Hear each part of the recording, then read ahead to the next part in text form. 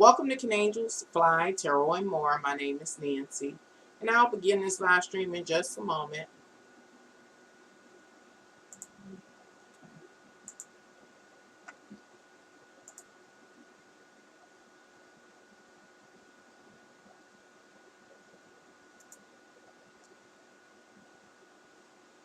If you're ever interested in ordering your own personal tarot reading, you can do so by contacting me by email. My email is canangelsfly1@gmail.com. If you're ever interested in offering any financial support, you can do so by Cash Apping me. My Cash App name is $Can Angels Fly Tarot, all one word. Hello. Today I'm here to share an astrological message I found relative to September of 2022. The actual date in which I found this message is, as you can see, September 9th, 2022. So I'm going to try to make this real fast. I don't want it to be long. But it was, to me, it's a really interesting message. Got a little coffee left. So let's see how I can do this and do it quickly without trying to interpret every little thing. So here is a magnifying glass right here. I'm going to use this magnifying glass to point out different astrological alignments and or aspects as I move through the chart to deliver the message. So I'm going to just, to make this as easy on myself as possible, I'm just going to read my notes. Sometimes it might sound incoherent, and I might have to clarify what I'm talking about, but I'm just trying to move through quickly. So, in this first house area, this is what the astrological alignments suggest. And I really do, I have to say this, I really do like trying to show you how I get the messages in such detail, because that's the fun part for me, just how in-depth astrology, you don't know, you may not know, astrology is, just how in-depth it is, how deep down a rabbit hole it takes an astrologer in order to do what? Decode the messages. But I'm going to try not to do that today. Anywho, back to this first house area. Maybe a little bit. This first house area. My notes say, and again, it may not be coherent, but trying to move fast. An individual avatar, I'm assuming that y'all know. If you follow me, you know. But an avatar is our clay vessel. And it's got a spirit in it, and the spirit animates it. So, avatar. In its physical world. Anyway, I'm going to try not to try.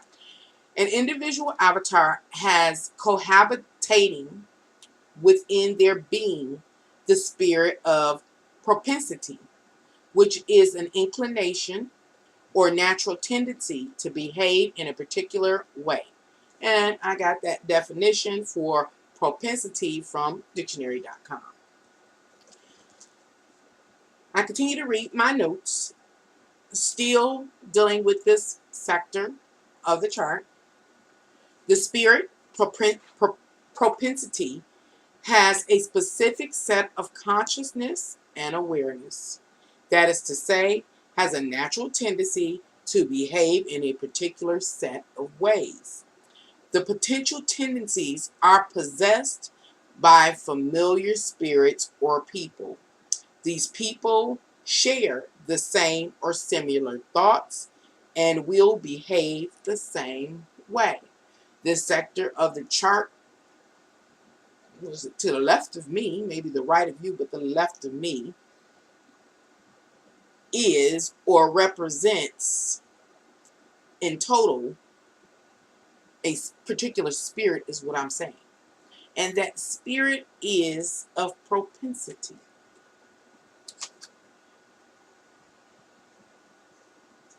I'm trying to think about how to progress as I deliver this message. And I need to think about it and figure out exactly how I'm going to do it, because I, again, enjoy trying to explain how I get to very specific messages. An example of being able to identify that it is a spirit called propensity. Now, I didn't know that. I done did a lot of videos talking about the spirits that dwell within or are cohabitating spirits. And here it is in this astrological chart. It's a spirit of propensity. I'm going to just try to move forward, and then I'm going to come back and try to put the whole story together. Reason why I'm doing it, because I don't want to just give out exactly what's taking place here in this chart. But it's really interesting, and if I am correct in my interpretation, we need to be awake. We need to be alert, and we need to be vigilant, and we need to be ready. I'll try to clarify later. Every time I go behind. Okay. Moving the magnifying. I apologize for the noise. Sorry, noise. I apologize, but here, moving the magnifying glass. Now I'm about to deal with this area of the chart, the second house, as well as this kind of cuspy energy between the second and third house.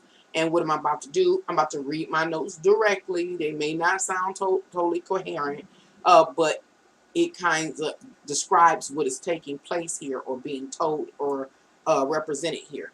So, my notes say an individual avatar has a social role in which they use to influence groups of people based on their shared values.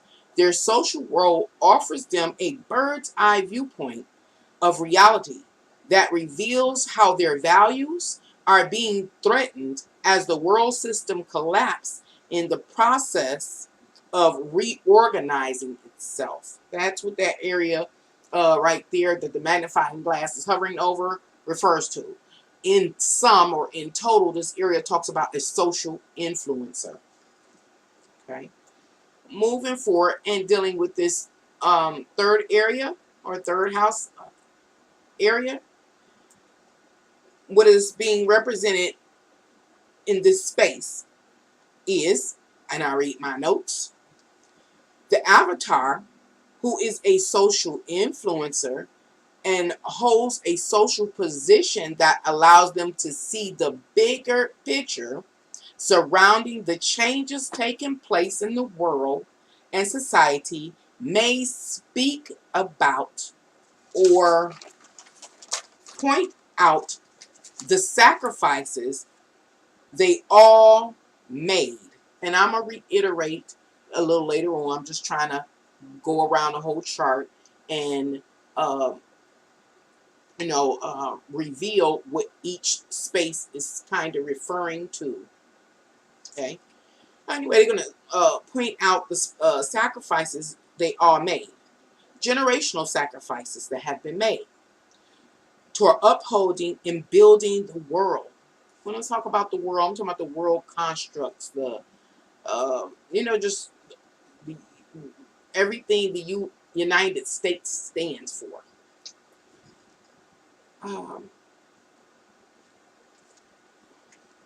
In the same space, I was able to decode that there is a popular quote associated with this very space. So at this time, I'm going to continue to read my notes, and I'm also continuing with the last statements I made about there being this social influencer that has this bird eye view and feel like they're uh, what is it called? Their values are being trampled on or threatened, and the social influencer is going to possibly speak about and point out the sacrifices that have been made in order to hold up the construct of what, like the United States, going on and continue with that message right now. To share the quote that this space referred me to is: blood, toil, tears, and sweat are proclaimed in a speech given by Winston Churchill to the House of Commons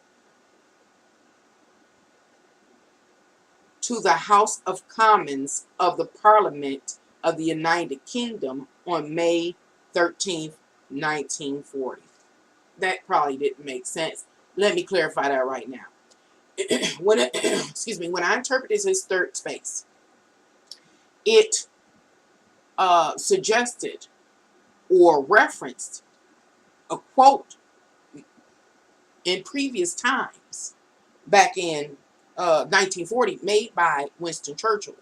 And the Winston Churchill statement that was made in a speech was: blood, toil, tears, and sweat.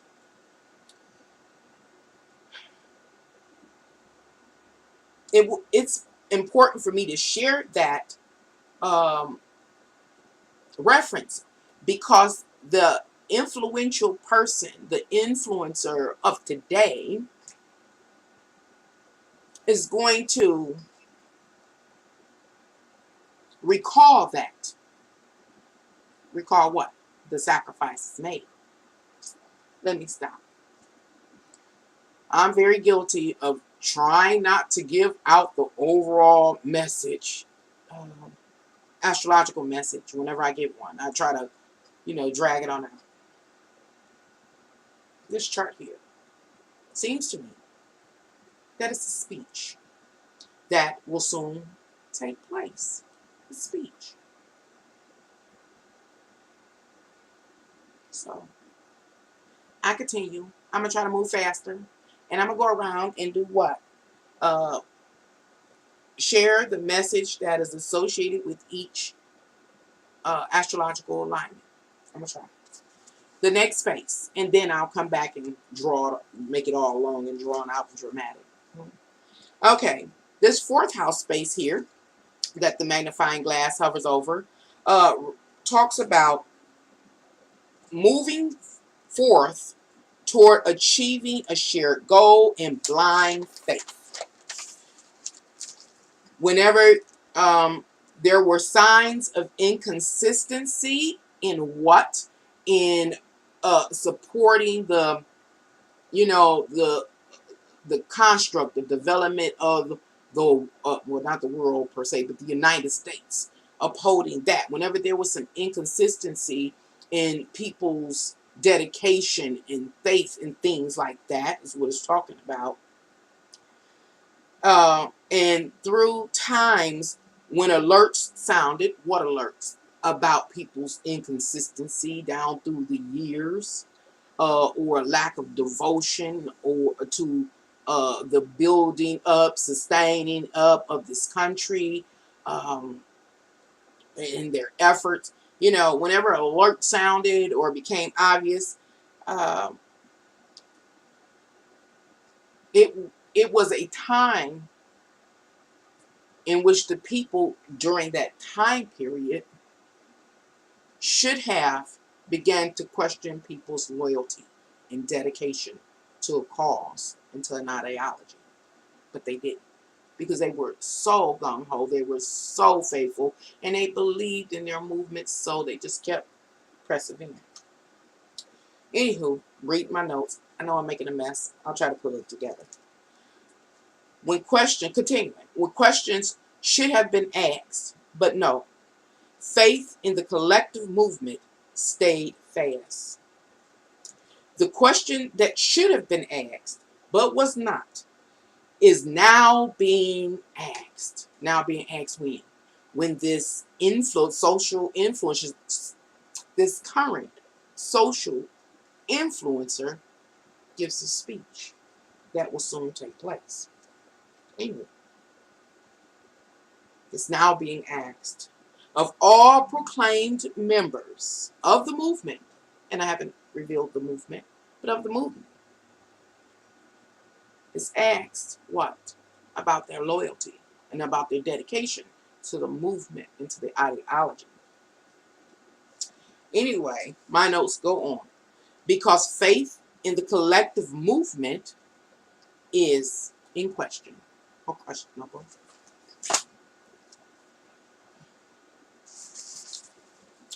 Read your notes, Nancy. So I'm going to try to continue. I just want to reiterate or break it down or specify along the way. Makes it longer. So on the way. Anywho, continuing. Because of what? Why is the faith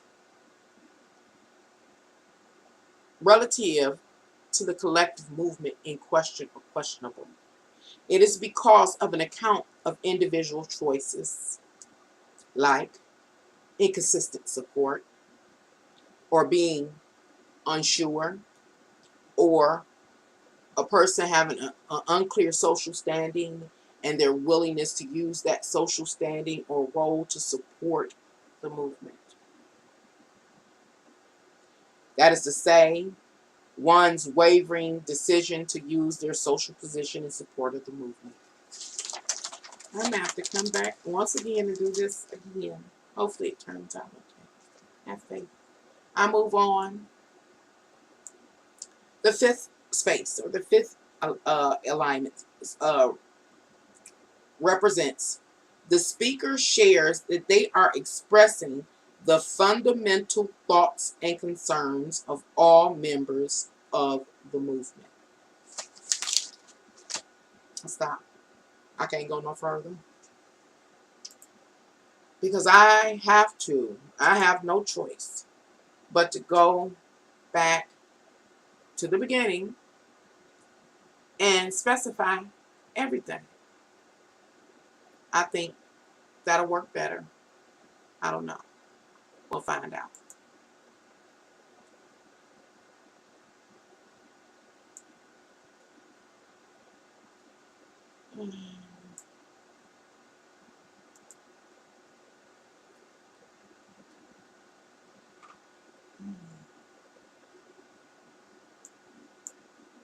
Okay. Remember that this first space spotlighted a particular spirit. And the spirit is called propensity. I personally did not know that there was a spirit called propensity. I didn't know that. I know a lot of spirits, but I didn't know it was one called propensity. And so I do want to talk a little more in detail or specific about the spirit of propensity relative to this alignment, this astrological alignment.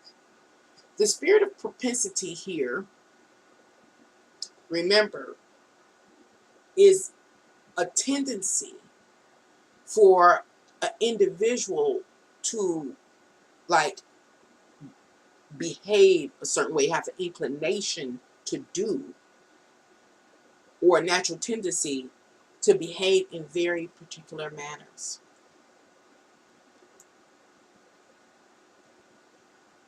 We have Scorpio here, and Scorpio is ruled by Mars, and Mars is militant, it's aggressive, it's controlling, it's domineering, it can be violent. So the spirit that our character carries has a propensity toward violence and aggression and being dogmatic and a very emotionally charged. That's just one example. There are other uh, clues in this alignment, as well as through aspecting alignments, that what lets me know that this character is a character, or yeah, I'll use the term character, is prone to violence and aggression. Okay, this spirit of propensity is what I'm trying to talk about now. Is the spirit, when it comes to spirits in general, more than one person is possessed by any given spirit. It can be any spirit you can name of, because the spirit is not a singular energy. It's an essence. It's a consciousness. It's an awareness, that suggests and compels people. Just like Satan is a set of consciousness and awareness, and people embody it. So it's the same with the spirit of propensity. I point that out. I bring that up because this person, this individual, this character that I'm talking about, does not stand alone. There are many others possessed by the spirit of propensity. And keep in mind, the propensity that our character, or our, I want another word, leader, as well as the followers that all have the spirit of propensity, are all prone to, inclined to, or have a natural tendency towards violence and aggression and militance. Okay? Moving to the next space in order to specify, to get more detailed, because I can't do it no other way. Remember, when I discussed this space, I was talking about how individual avatar has a social role in which they use to influence groups of people based on their shared values. Their social role offers them a bird's eye view of reality that reveals how their values are being threatened as the world system collapses in the process of its being reorganized. Getting more specific about the sector, the astrological message seems to announce that there is a leader, um, and this leader has a social role, job, position, whatever, that allows them an enormous outreach. Their position allows them to see the overall picture, the bigger picture, about what's been taking place in our world, with a primary focus on the United States. They can see. They can see all the intricate details, all the various puzzle pieces, as well as the overall picture. And when this leader looks at all the small pieces to what's been taking place in our world, with a primary focus in the United States, and when they look at the overall picture, they realize that their values are being threatened, that their values are being trampled all on. Now, mind you, this is a leader that the message opens up really talking about. But the opening of this message also lets us know that this leader is a proxy. We talked about a proxy, is a representation of many. Possesses is a person or individual that is a representative for, or stands in intercession for so many other people. That's to say that there are so many other people out here that are realizing from their perspective, from what they can see, that their values are being threatened, that their values are being trampled on.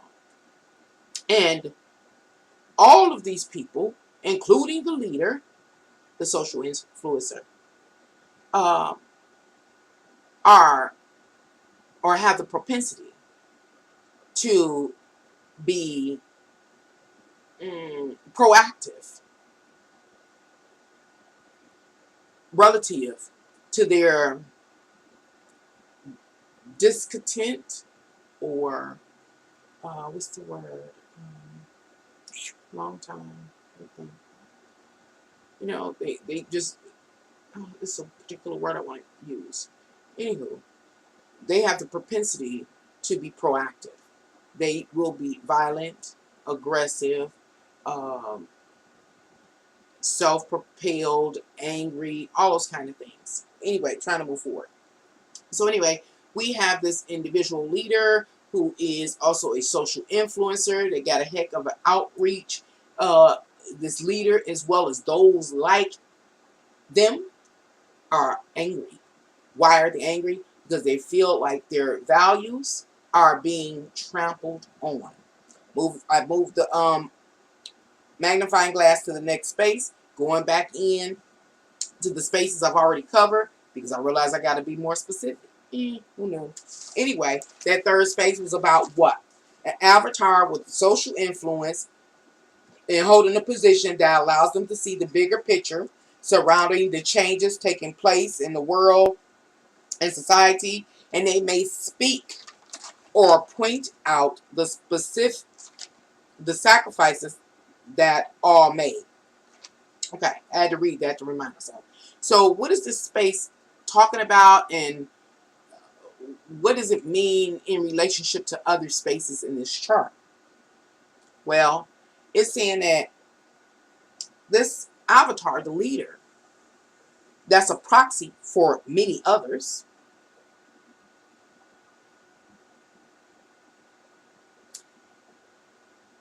is going to speak to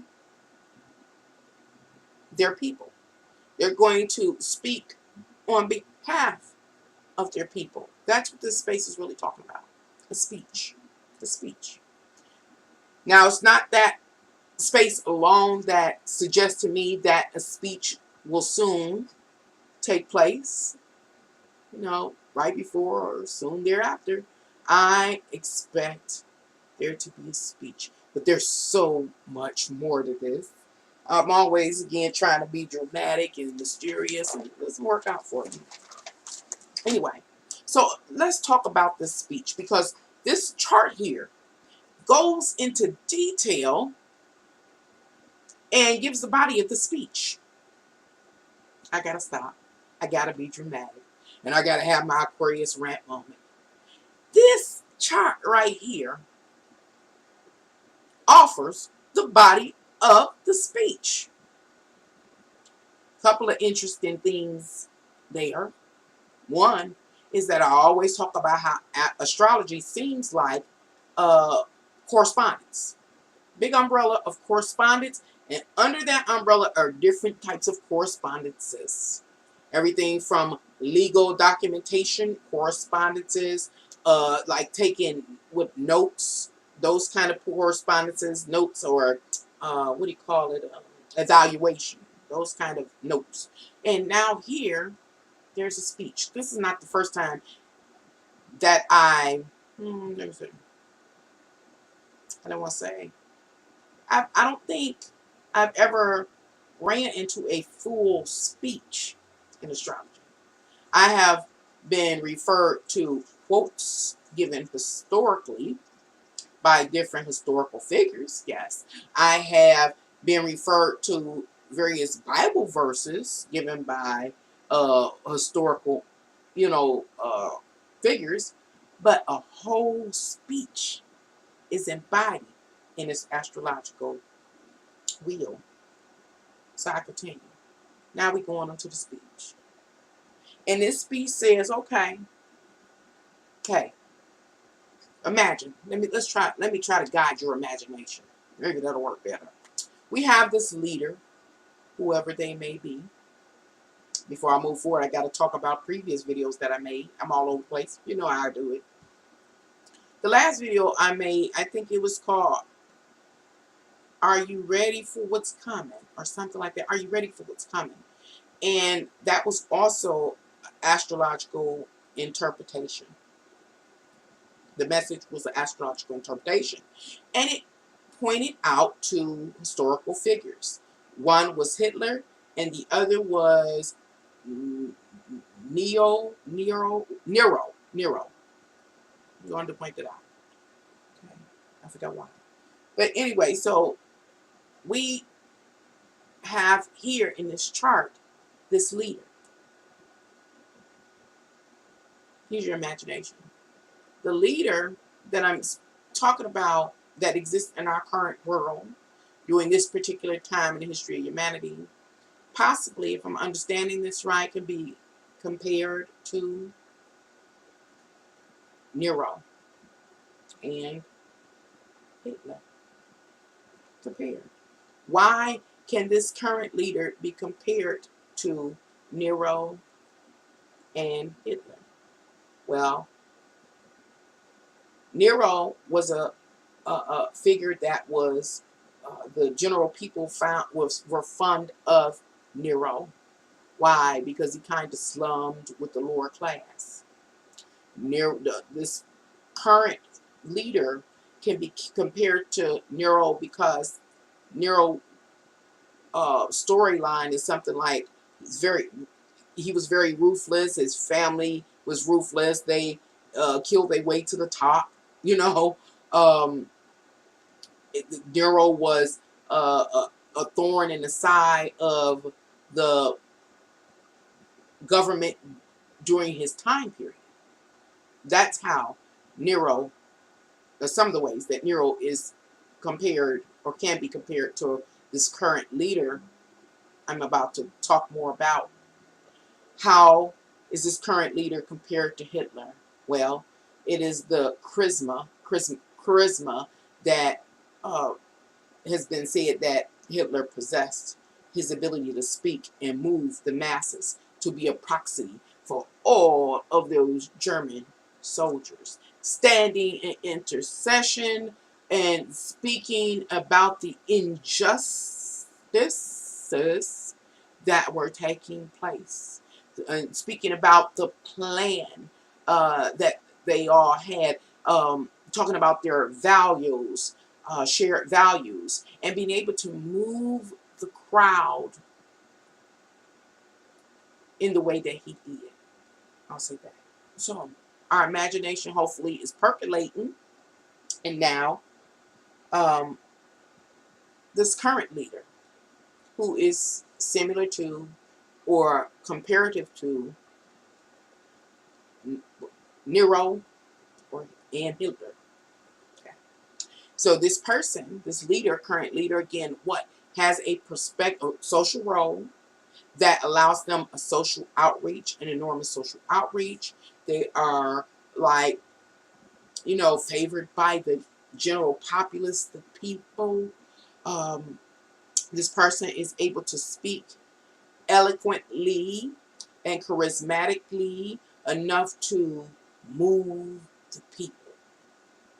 This leader, what perspective allows him to see all the intricate details and know all the intricate details in and out, as well as to put all the puzzle pieces together and see the bigger picture.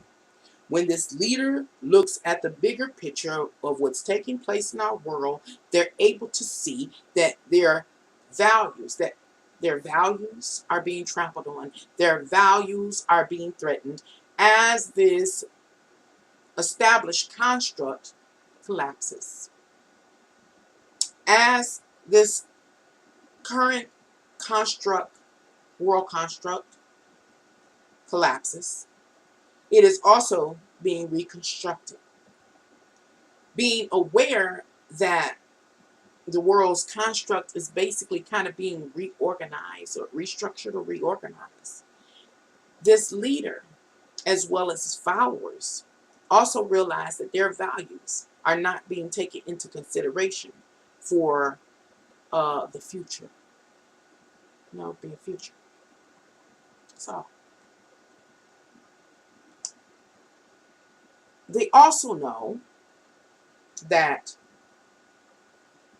their sacrifice to our current structure, and I say current structure, I'm talking about the world structure, the world construct, with a primary focus on the United States construct, the government, the way everything's set up, the way everything flows, the finances, the politics, all that. They also know that all of that wasn't able to be established nor sustained overnight. It took generations. The magnifying glass is still hovering over the area that I'm really talking about. Sacrifice. Sacrifices have been made by this leader as well as his followers, ancestors, generation after generation after generation.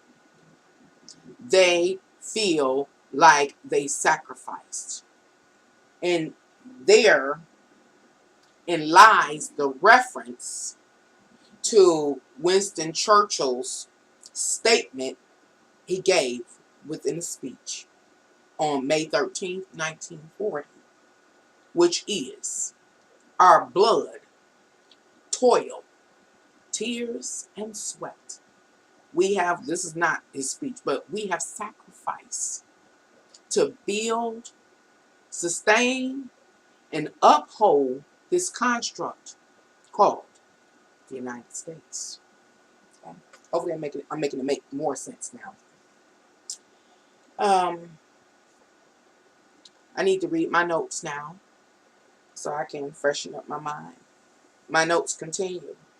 And it says, they participated in every sector of society. Who did? Well, we're talking about our current leader that's going to give this speech, all the followers that he stands in intercession for or is a proxy for, as well as their ancestors. Generation after generation, going backwards. All sacrifice. Blood, toil, tears, and sweat. They worked and participated in every single sector of society, in every single industry, in every single construct. On my channel, we talk about these different aspects of our physical world. The institutions, again, the industries, the various industries, just everything. We had housewives, we had husbands, we had factory workers, we had supervisors, we had doctors, lawyers, school teachers, students. They played their role in every sector of society. Blood, toil, tears, and sweat for generations. Anyway, my notes. Back to my notes. I'm getting dramatic. They participated in every sector of society. Willingly. Willingly is what this will say. Willingly and faithfully. Surrendering themselves, fully devoted to the overall cause.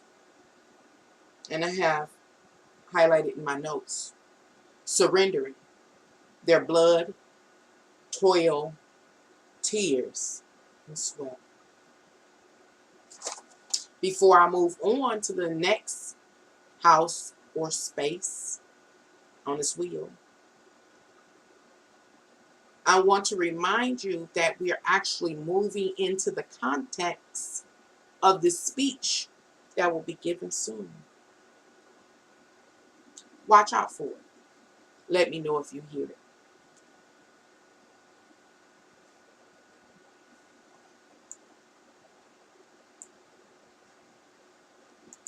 If anybody's on here, I can't see my chat at this time. And I don't want to mess nothing up. I haven't been on here in a while, so I don't want to mess up.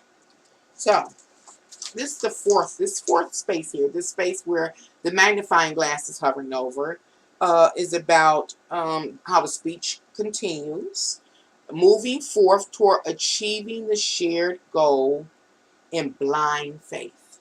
So, the leader, the speaker, the proxy for the followers is giving this speech, referring to blood, toil, tears, and sweat. We have willingly and faithfully devoted ourselves to a cause, generation after generation. But here we stand today in this great country, and our values are being threatened. Our values are being trampled on. In a restructuring of our construct, our values are not being taken into consideration. In times past, this is a speech, y'all, I'm being dramatic, kind of improvised. In times past, historically, our ancestors sacrificed that blood, toiled, tears, it was it, blood, toil, tears, and sweat. Willingly, faithfully, and quietly. Quietly, the best way I can say quietly. Toward obtaining, maintaining, and sustaining our shared goal. We did so, I say quietly, because it was what? In blind faith.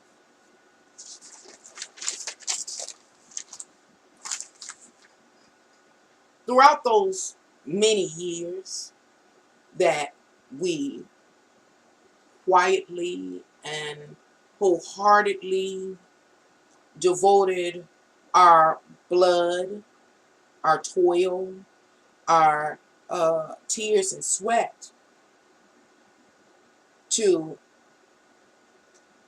the sustaining and the development of our construct, our shared goals, there were times that warning signs sounded, or warning signs showed up, or warning alarms went off. But we who, the leader and the followers that he's proxy to, we kept on moving forward in blind faith. We did not question the establishment because we all knew what the shared goal was. And we all were working together. That's what we told ourselves, toward the goal. So when those alarms came up, we didn't stop to protest or ask questions or anything. We just kept right on being loyal and dedicated. Today, here we sit with our values being threatened, trampled on, and not even taken in consideration for the future. Speech says, no more. Y'all let me be dramatic. I'm going to try to be dramatic. Speech say, no more. This is the leader speaking on behalf of the followers that he's a proxy to. They all have the propensity of violence, of being proactive, aggressive, and so much more. So no more. Understand this. Now this is the leader talking to all the followers, talking to the rest of the world. Talking to what? With the primary focus on the United States. Wink, wink. Throwing clues, y'all. That the faith in this collective movement here that we've been working toward for generations is in question. Your faith is in question. Your faith and dedication is in question. Your faith and dedication is unquestionable. Faith in the movement is questioned. Why? Why at this point in time in the history of humanity, in the history of this old movement, is your faith in question? It is because of what? We're now looking at and taking into account of the individual choices of those throughout the years, throughout the generations, the politicians, what they said they was going to do, what they said they was going to stand for, and they changing their mind. That's why your loyalty and your dedication and your faith in this movement is being questioned. All of them throughout the years, up until this very moment in time. This movement has been going on forever. Even today. There were those that took an oath that they were devoted to a specific movement, that they shared an ideology, and they had a goal. And they vowed to use everything they had on a personal level to get what they want on a collective level. Everything.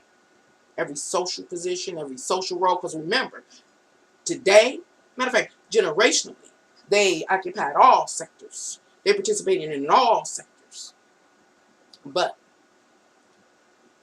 time has shown that some did not stay loyal to the cause. They did not contribute what they had taken an oath to contribute. Oh, but it makes sense. Okay, so why, I'm continuing, why is the faith in the collective movement being questioned? It is because of inconsistent support. Now, you gotta remember, this movement has been going on a long time. This leader is giving this speech, and he's saying all these years, it's been inconsistent support. So that's to say, think about it, is that when the movement did not seem like it existed or it wasn't as strong at times, people would withdraw their support, wouldn't feel, the need to contribute whatever their investment was, depending, because we're talking about years and years and years, maybe 100 years, this has been going on. People will pull back their investment. Whatever their investment is, whether it's time, energy, resources, whatever, their career, whatever, pull it back. So it's saying, hey, inconsistent support to the cause. Remember, it's about the overall cause. Says the reason why faith in the collective movement is being questioned is because you're being too unsure. You're being too unsure that we can be successful in reaching our goals. You're unsure if you want to be out in the public with what you really say you represent. What really represents what your representation of. You're being too unsure. And the last thing is wavering. The reason why faith in the movement is being questioned is because, now we're talking about generation, even to the current, that you, as a participant in this movement, promised, you promised your social standing, whatever it is, to use it to further the agenda or the movement. And many of you wavered in that. So, let me try again. I'm trying. I can never do anything in under an hour. Why? Yeah. We have this leader here, as well as some followers. This leader is a proxy for all the followers. They have a shared ideology, philosophy, worldview. about society, about politics, about economics. They have a goal, a shared goal they've been trying to achieve for at least 100 years. Anyway, the time has come in the history of humanity that this leader comes up, steps up. And the reason why this leader is able to step up at this point in time in history, why at this point in time? Because this person has the right social standing, the right social pool, and he's an influencer. And so he is going to talk to these people, talk to his people, he's going to talk to the world. And when he talks to the world, he lets it be known that, you know, it's been too much inconsistency within our movement amongst the members, you know. So he's letting all this be known. Let me try to move on because I'm getting stuck. Okay, 5. I think this is where I left off. So what was the sector talking about? The sector right here really begins to announce that a speech is being given. It's suggested in prior spaces, but here it really suggests that a speech is being given. And it talks about, in this space, that statements reaffirming the ideology the movement is found upon. Did I write down? Found upon. What am I saying? Okay. Let me finish reading my notes. The speaker shares that they are expressing the fundamentals, thoughts, and concerns of all members of the movement or the ideology. So this space right here, what is it talking about? Remember, this is a speech, and a speech has a body. Right now, I'm talking about what do you call it? Subject matter discussed in the body of this speech. And this part of the body it talks about, it's a reminder, you know, you thought I was gone, but I'm still here. I'm still here. You thought I was gone, but I'm here. That, I'm trying not to give too much away, but the original worldview, ideology, philosophy, whether political, economic, social, religious, whatever, is very specific for this movement. So in a statement, the speaker, the leader, restates, I guess the best way I can say it, restates the ideology. Do you remember, this is what we stand for? This is our political viewpoints. This is our political standing. This is our social standing. This is our religious beliefs. You know, I'm so dramatic, I'm messing up the camera. You know, so he restates and reminds the followers as well as the world that's in the background of their shared ideology. It brings them together. The speaker or the leader goes on and talks about and lets it be known to primarily the rest of the world in the background. I am the leader. I am standing in intercession for a whole bunch of other people. I am a proxy for all them other millions of people. And that's what the speaker speaks of. This is a body of the speech again. So he's letting you know that this is just not my thoughts. This is our thoughts. This is our ideologies. These are our concerns. And all of us are aware that our values are being threatened, that our values are being trampled on.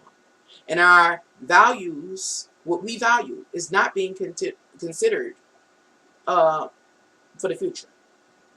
You know, I'm speaking on behalf of all of us, all of our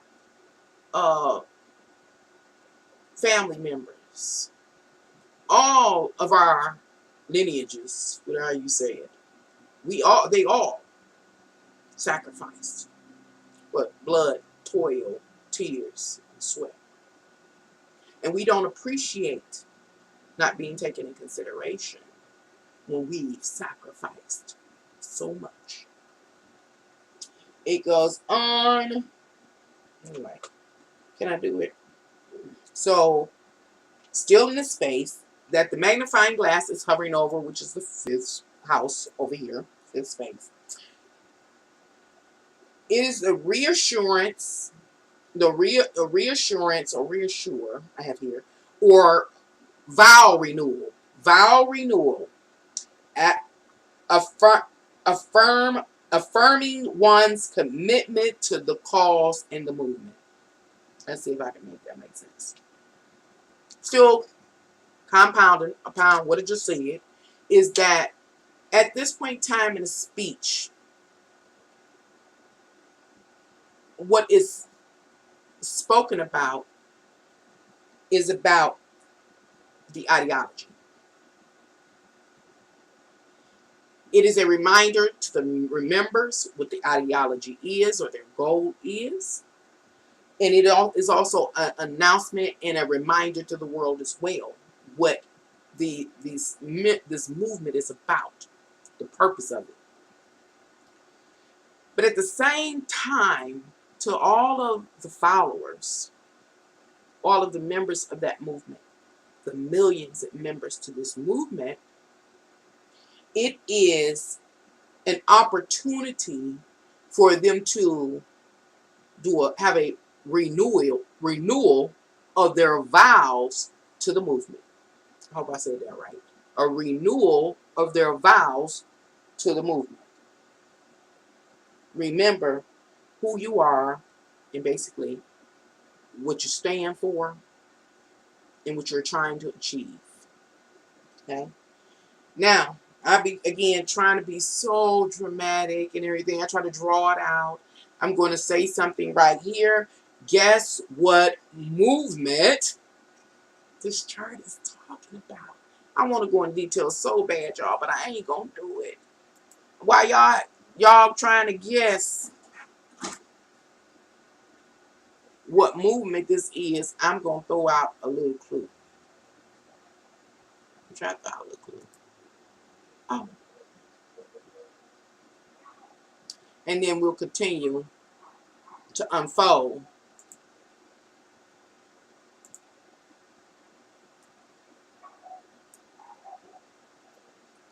This is the clue. How do I know what movement is being referred to in this astrological message? It is because upon decoding the full wheel and all of the alignments and the aspecting, it is talking about neo-Nazis. I think that's something I want to show y'all so bad, but I won't. I done did it in times past. Make it long. I'm going to take that off because YouTube might have some complaints. But guess who's coming to do it? Guess who's coming to do it? Referring you back to the last live stream I did. It's called, Are You Ready for What's Coming? When I did that video, I was not clear that the message was referring to, you know, white supremacists, neo-Nazis, and things like that, even though I did mention them.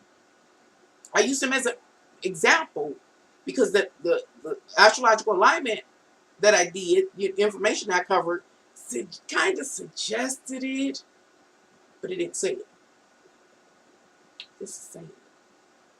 This says it. Let me talk about something else that happened while I was interpreting this message. Now, I interpreted this message back in August. I'm just delivering the message now. But when I interpreted the message and I got it, I was like, wow. I can't remember exactly what I put. Oh, I know what it was. And I've talked about this before. that when I do my research, I have so many keywords that eventually God here on earth, Google, um,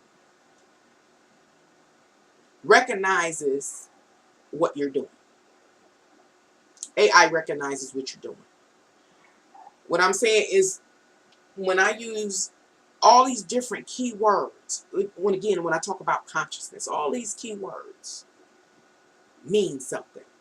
I could use, just say, 50 keywords in my investigation. Google or AI can take those 50 keywords and know exactly what I'm talking about, as well as you, anybody else. It's God manifesting on earth. Anyway, so after I done did all my research, I done used all these keywords, opening up different search windows and stuff. Finally, in the end, all of a sudden, I get a video suggestion. I'm sidebarring from this, y'all. Oh, it's over here. And the video suggestion was, what did I write it here? Yeah. To an event that took place in 2017. Actually, it was August 11th and 12th, 2017. And the event was called Charlotte. Well, the event happened in Charlottesville, Virginia. And the event was called Unite the Right Rally, which was the rally of white supremacists. It was an extremist demonstration. And the reason why I feel like it's important to bring it up is because, remember, I did this chart. I interpreted this chart personally mid-August. So I put in all the keywords, and then it begins to suggest for me a video. I didn't even know about Charlottesville, Virginia, and the extremist movement. I don't recall. But on that day, I was introduced to that movement, that rally. And the real interesting part is that it happened 5 years. It was the day, how do I say, it was the 5th year anniversary of the rally. This message is directly related to 5 years ago to the day that an extremist rally took place. 5 years later, here we are. I don't think we've heard, I haven't heard of anything about extremists and things like that, neo-Nazi white supremacists. I haven't heard anything. But I'm thinking, we'll hear something in September. Maybe they're running a little behind with their 5-year anniversary. I don't know if I made that make sense. But that's what I'm thinking, because what's the chances that the day that I interpret this message, even though it's for September, I did it like August 13th or something like that when I decoded this September 9th chart, and it was 5 years to the day, 5th anniversary of that rally. Ew. That was something totally separate from all the messages I put up, I'm sharing here about this chart. Too much of a coincidence for me. Anywho, so I'm moving forward. Let's finish with this speech. I'm so long-winded. How can I just learn to move forth faster? Okay, so now I've revealed something that I've been trying to hold on to the whole time during this video. What the actual movement is. It is the neo-Nazis, white supremacists. Oh, no. Let me withdraw. My research showed that it was fascism. Fascism. I think I'm pronouncing that right. And here in the United States, It is known now as neo-Nazism, which is also the white supremacists and different things like that, those type of groups. Okay. That's how it came in doing the research. So, anywho, in this speech, now that we know the groups, we're going to talk about the ideology of neo-Nazism. Well, I don't know if I got that in my notes or not, but we got a general idea of what their ideologies are. And number one is to try to be superior to other races and stay true-blooded and remove any obstacles by any means. But you can always research or watch a video on neo-Nazis and find out their ideology and their ultimate agenda. Anywho, so I'll go on. And now I'm going, remember here, I'm about to move from this fifth space onto the sixth space. But the fifth space is really about reaffirming or renewing their vow to the movement. The movement is neo-Nazism or fascism. Okay. Number 6. Let's see. I'm trying. I ain't halfway around. Quick, fast, and in a hurry. The speech continues. And it recalls the specific concerns associated with the existence of the agenda. The agenda addresses. Okay. So, still talking about the body of the speech that is to be given. It recalls the specific concerns. Remember a paragraph or so in this speech. It talked about remembering like who you are and why you're affiliated with a particular movement and have a particular ideology, yada yada. And is now the speech goes into a few, I guess, paragraphs later and starts talking about recalling the specifics, the very specifics. Like I said, if you want to know specifics about fascism or neo-Nazism, go research it, But now the speech is going very specific and talking about the actual concerns associated with this agenda. Why do they have the agenda? Anyway, why do they have the ideology? Anyway, what is their actual goal? What is it specifically? Anyway, this astrological message over here suggests that the agenda addresses the reason why they got the agenda, the whole neo-Nazi groups plan widespread. The reason why is because they're addressing the agenda will. This is what. Let me get back into being a representative of the leader.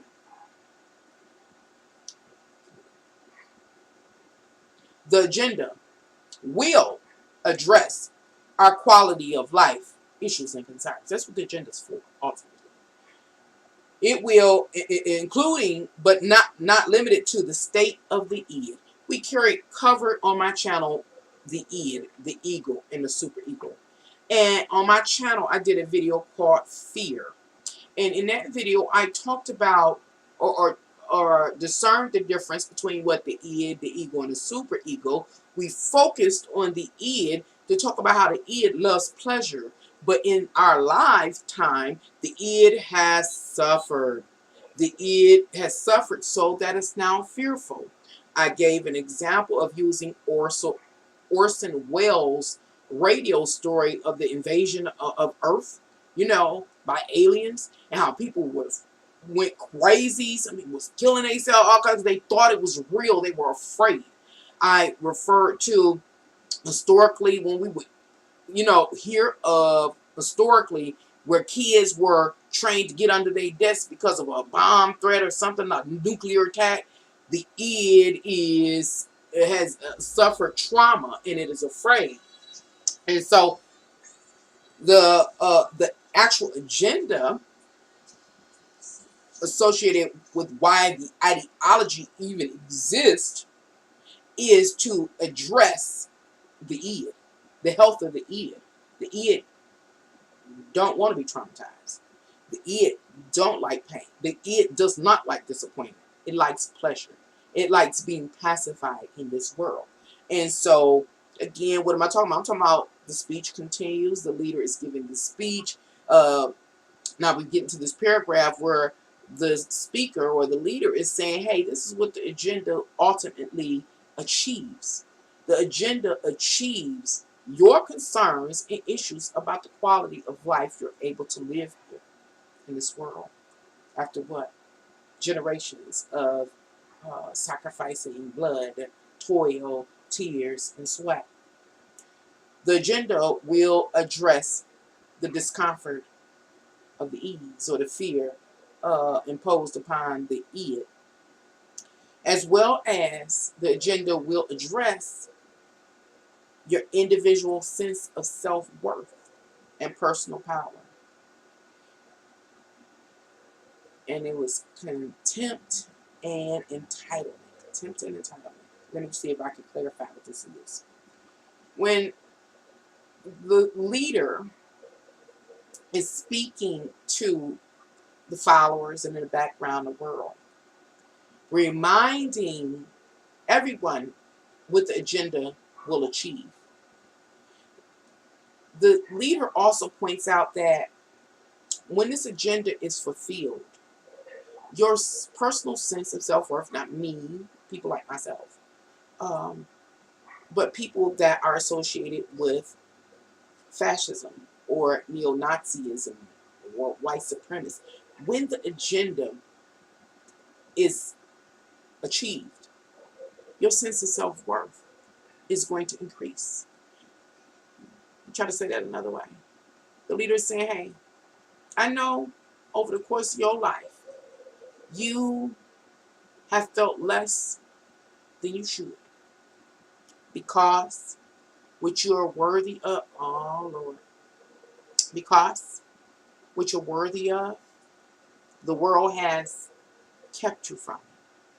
You know, uh, what you believe, remember, should be true, ain't always been true for one reason or another, because of one obstacle or another, whatever it may be. Whether it's the laws, and I talked about that in one of my videos, the laws that, like, what was the law in the video I did where I told my story about the doctor not really wanting to work on me because I was black? Um, it was called, what was it about? Dang, I was trying to think because we covered this too. Interesting. Uh, but, it was about the law and you can't be biased. What's the law where you can't be biased to somebody? You can't deny them service because of race, color, creed, whatever it's called. Those kind of things. So not always in your life have things aligned with your beliefs because of things like the law I'm trying to recall right now, you know, uh, or because of some other resistance, you know. But when we fulfill this agenda, it addresses all that. It addresses your sense of self-worth, meaning your sense of self-worth, follower, will soar to where it should be because your beliefs, philosophies, ideologies, worldviews, however you like to label it, are going to be supreme, superior, the standard, the rule of thumb, you know. And so you finally get to be who you are. You finally get to be who you are, so your sense of self-worth will expand. Yeah. Anywho, I'm about to move on for the 6th house. I get stuck trying to make stuff make sense. But this house also talks about contempt and entitlement. Who's in contempt? Well, remember, we talking about fascism and neo-Nazis and white supremacists. Well, who they are entitled to it. Oh, wait till it gets really good, y'all. Stay with me. It gets good. They are entitled to what? Have the quality of life they so desire, and they have desired for generations. They have sacrificed and invested blood, toil, tears, and sweat. Okay, but who's in contempt? Who done kept them from living their best life? Who's in contempt? Is all the rest of them others. People like myself, all those others. That's not a part of that movement. You're content. Anywho, I go on. What am I doing? I'm decoding this chart for y'all. It's interesting. We more than halfway done, but it's just the information that was in this chart was mind blowing. It was super duper mind blowing. Maybe you could tell I'm still hyped from it. I think we need to be on our P's and Q's. We need to be aware. I'm gonna finish. Okay, so now as you can see, I moved the magnifying glass and I moved it to this next space, which is the 7th house area. And so I'm going to tell you what all these alignments mean. You know, I'm trying to summarize it. I'm going to read my notes first. All right, the speech continues because we still dealing with the body of the speech that's going to be given by this charismatic leader that's a proxy for all these other members of that movement. Okay. It says list group members, qualifications, and traits. What am I about to talk about? Well, this sector in which you see the magnifying glass hover over is where the speech continues. We're into another paragraph or another phase of the speech in which the leader is talking about now. You know, let me remind you let me remind you members what you got to bring to the table. Let me remind you what you got to bring to the table. Let me remind you what you have in common. Let's see. Let me remind you what's the qualifications for being a member of this group and this movement. Maybe that makes sense. I'm going to try to say that again. The leader, the speaker, that's a proxy for the members of the movement. At this point in time, during this phase of the speech, says, let me list the qualifications of your membership to this movement. And they are: a member must have the ability and willingness to confidently execute one's personal power. I'll try to reiterate or clarify. Well, remember, you got the leader speaking to the followers, the other members of the movement. And they say, okay, member, talking to each individual member at one time. It says, you got to have the ability to do what? To execute your personal power. What does it mean to execute your personal power? I mean, ain't nobody got to sit there and micromanage you. You know what you can do. You know what you need to do. You know what you're capable of doing to do it. That's one of the membership qualifications. The next one is the willingness to do it. In order to be a member of this movement, you got to be willing to do it. You can't, remember it said you got to be able to execute confidently. Willing to execute confidently your contribution, whatever it may be. So that points back to the last video I did, live I did. Do you know what's coming? It said, hey, there are aspects to a movement. Some of the aspects are macro, meaning really big. We'll see them on the world stage. We'll see them like this speeches given that the whole world can see. It's on all the major international news channels.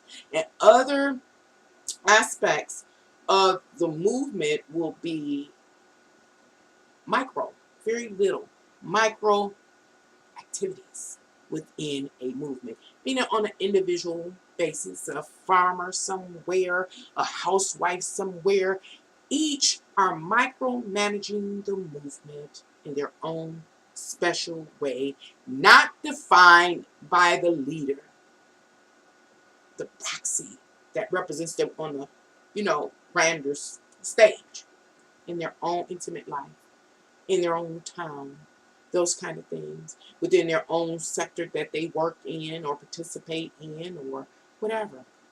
Okay. It says you, individual member, you must be able to have the ability and willingness to confidently execute your personal power. What am I talking about right now? I'm listing the qualifications for membership in this movement, which we've discovered after a long time. Fascism, which is neo-Nazism in the United States, which is white supremacy. Da, da, da, da, da, da, da. No farmers on. That didn't make sense if you didn't see my last one. Anyway, the next qualification is firm on interests, quality of life issues and concerns. What does that mean? It's saying as a member that you are firm, you cannot be moved, you know what your interests are. Can't nobody sway you, and it's all about your quality of life issues. If you as a member of this movement are entitled. That's part of the ideology. You are entitled. You are superior. You got to be firm on that. Can't wait. Because you are entitled, because you are superior, then you're supposed to be able to live your best life.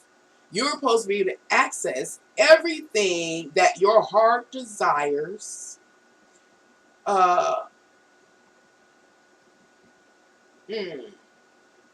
Your heart desires. I was going to say something else. Your heart desires. So, that understanding, that knowing that you are worthy cannot be wavered. What you must do to achieve this goal, to fulfill this agenda, whatever it is, no matter what it is that you must do, you cannot be swayed. You must be firm in that. Okay. Another qualification of members to this movement is you must not waver in any aspect. It did say that over again, so that should have been the last one. You must not waver in any aspect. Again, it's reinforcing, allowing these members to take a vow renewal. It's a reminder of what they're committed to. It's a reminder of their contribute what's expected of them. And so this was taking place in this speech. The last thing, well, I don't know if it's the last one. Nope, a few more, so I'm trying to go through it. Okay, right now I'm still talking about enlisting the qualifications of membership to the movement. It must be conscientious and self-propelled. Meaning you got to be conscious. Like, how can I say it? Some people aren't politically savvy, or how can I say it? Not savvy, but even if a member doesn't fully have a comprehension or understanding of politics or some other sector like that, you still have to be aware and conscious to the extent you understand what's going on. And it is what? Being in pursuit of fulfilling the agenda, reaching the agenda. It is executing your ideologies and those kind of things. You have to be aware. When you see something in politics, even though you may not be exceptionally intelligent in that area, understand why that's happening in politics, or why that's happening on an economic level. Be aware of that enough to know if it's a move in favor of our movement or against our movement. That is necessary so that the individual knows what to do next. Okay? Be self-propelled, meaning once you know if, as an example, that political move or that political strategy is for the movement, then you know what to do. Self-propelled. Go ahead and do it. Know enough that if you see a political move or something that is against the movement, you identify that it's against the movement, then you also know what to do in that case. Go do it. Be self-propelled. What am I talking about? The qualifications for membership, of the membership. Okay, still continuing with the qualifications. It says be strong-willed and determined. Again, fixed, firm. Be resilient. Keep going back. Don't let nothing discourage you. We know there are times that things don't look right, or that there's seems like great opposition. You just keep on keeping on. We going for this agenda. It says, one must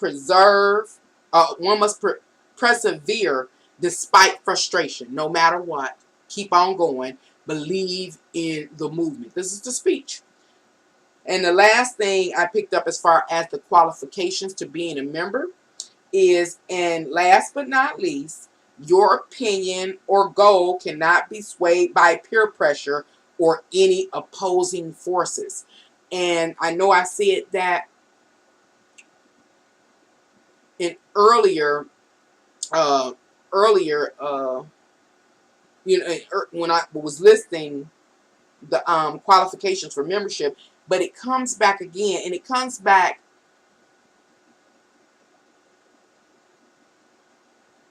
and reiterates not being swayed. I'm going to try to give you an example to make this make sense.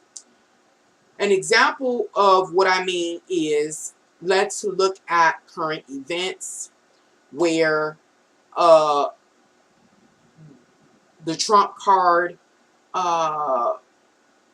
made some moves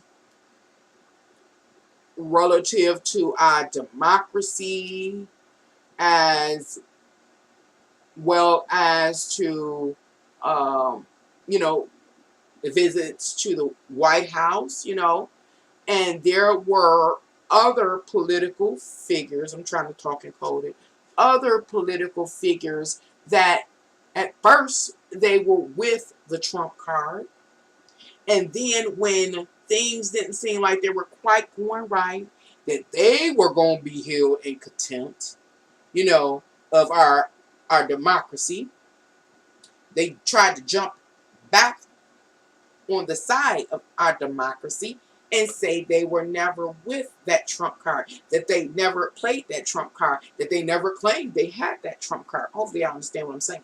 That's what I'm saying about not being swayed. That when it comes back and talks about it, first it talks about on an individual basis, in your own community, amongst your own people, in your individual profession. I don't care if you work at a mom and pop store or you work at a supermarket or whatever. Do not be swayed. Now, so it's talking about on a common person's level, a layman's level, day-to-day life. When you go to the schools and participate in them, do not be swayed. Represent is what it's saying. But then it comes and it looks at that same concept of not being swayed, looking at on a grander picture or a more macro picture or a more political or worldly perspective, like I just gave the example, is not be swayed. Do not be swayed by any opposing force. I don't care if what's an opposing force to fascism or neo-Nazis.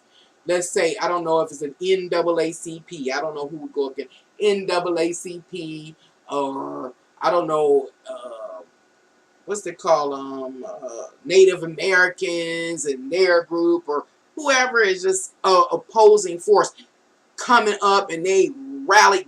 Do not be swayed, period. Even, on no matter what level you are, you got to stand your ground. Okay. Anyway, I got a summary here of dogmatic determination and devotion. That's what it is. Okay, moving around. Okay, I'm going to do it in under 2 hours. I'm going to just cut it off if it gets 12, no matter what. Now, as you can see, I moved the magnifying glass to 8. And this is what 8 talks about. I still think this is also a continuation of the speech. I won't know until I read it. Let's see. It says how to be proactive. Yep, the speech continues. Now, we just left the paragraph or the phase of the speech where it talks about how to be what is it?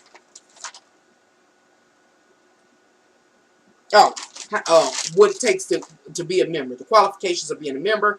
Now, the subject matter in the speech has changed. We're moving through the body of the speech. It goes into this paragraph that begins to talk about.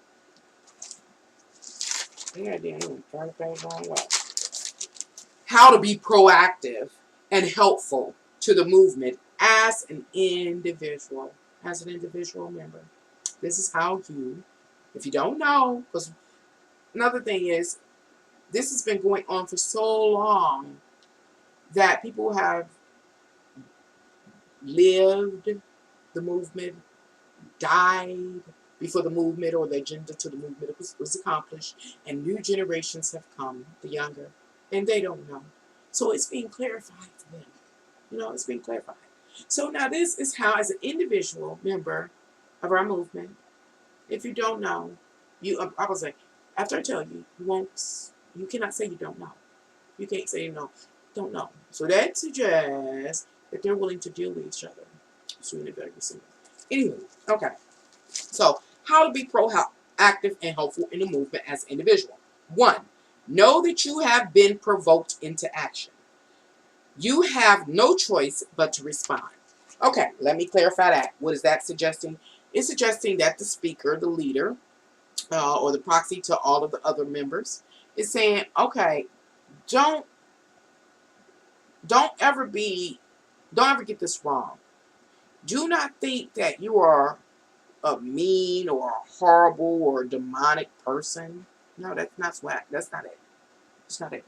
Remember, we, as well as our ancestors, have sacrificed blood, toil, tears, and sweat to this. You're not an evil person for this. You're not wrong for this or anything that you do in conjunction with this. Because you've been provoked. This is what the speech says. Y'all let me know if y'all hear any speeches like this. You've been provoked. How have you, remember, been provoked? You've been provoked because your values are being threatened. Your values are being trampled on. And your values are not being taken in consideration for the future. You have been provoked. So what you do now is just a response to being provoked. Okay. The next thing is how to be proactive. Now we're talking about being proactive as on an individual level. Proactive participant in the movement. How do you do it? Okay. Know that you're not wrong. That you are responding to that. Excuse me. That aspect of our. This is this trying to ignore you, me, our ancestors after they took all our blood, sweat, tears. You're not wrong. Okay. The next thing on an individual basis, these are things that you got to understand on your own. Can't nobody sit there and remind you. You get one reminder. Anyway, number 2. Overstand, not understand. Y'all know how everybody got to overstand, not understand. Overstand your personal power. And see it in the grander scheme of things. And when the time comes, do it. Reiterating some stuff that was already shared here in this speech. Saying, okay, how can you be proactive and helpful in this movement? It is to understand your personal power. Everybody got their own unique level of power and influence. Some of it's just in our individual homes. Some is, spans out into our community. Some spans out into our, institutions and different things in our environment. Some things are global. What I'm talking about, influences, social outreach, connections, involvement, participation. Know your power in that, in your intimate life. And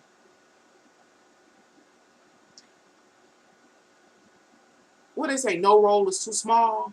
See your personal power in the grander scheme of things. You, member, on an individual basis, you do what you can do to help us further ourselves to achieve the agenda. Don't think of any role. Not your role. It's too small, because there are no small roles. They're only small actors or something they say. There's no small roles. So every little thing that each of you individuals do are furthering us in our pursuit to fulfill the agenda. Be able to see for yourselves how your works help us get the agenda, or see it, your works, or how your works and contributions end up uh, you know, fulfilling or helping to materialize the grand scheme. Every little work is what they're saying. Okay. And it says once you get this clarity about just how important your part is, no matter how small it may seem, whatever it is, do it. Don't second think it. Go ahead and do it. Whatever it is. Hopefully I'm emphasizing enough. Whatever it is, do it.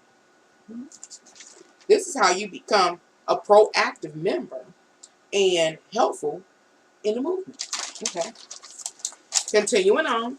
It says, know that you are worthy and entitled to your desires.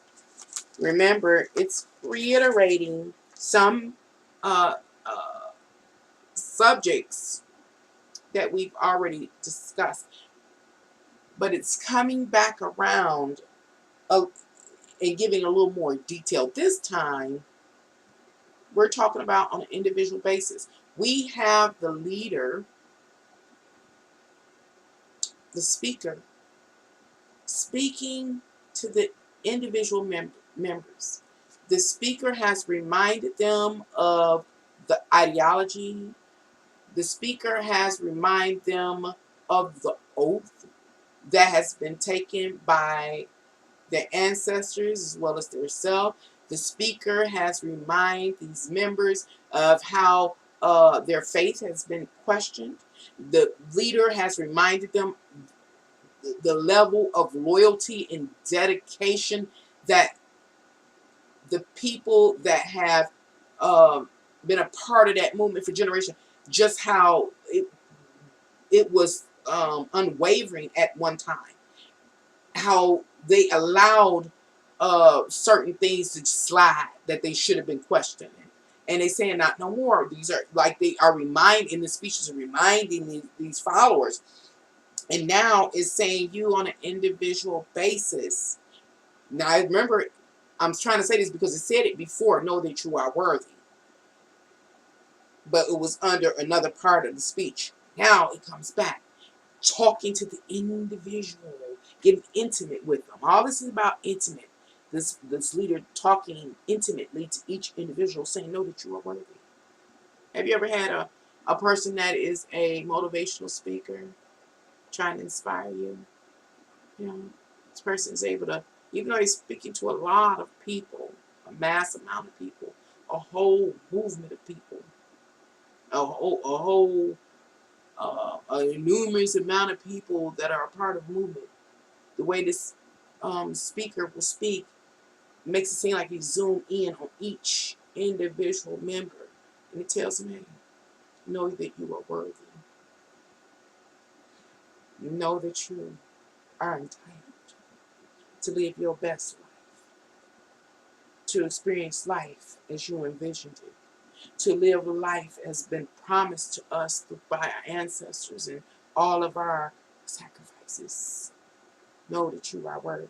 It's saying embody this entitlement and being worthy. Know it on an individual basis. Which is saying, as a speaker, a leader, or proxy for you, I shouldn't have to stand over you and constantly say, you know, you're entitled. You're entitled. You're entitled. It's like saying, have this as a part of your essence. That you are worthy. Okay, I'm being dramatic because that's how dramatic this speech is right here. That somebody gonna give. Sure. And now before I go on and finish talking about how to be proactive in the movement, um, I have to say this.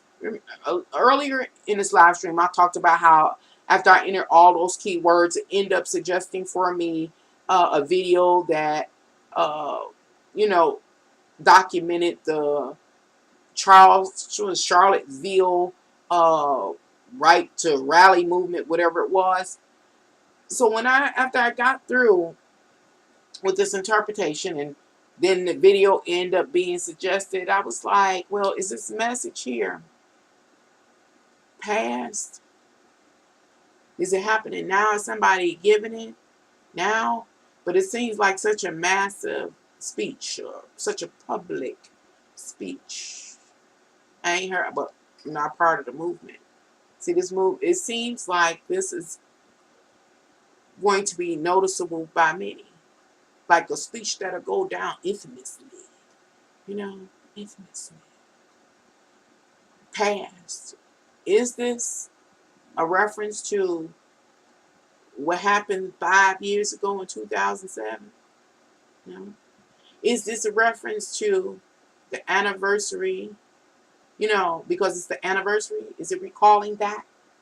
Is this a mild point? Is this a past event? Was this a speech that was given when they had that rally? Remember the rally?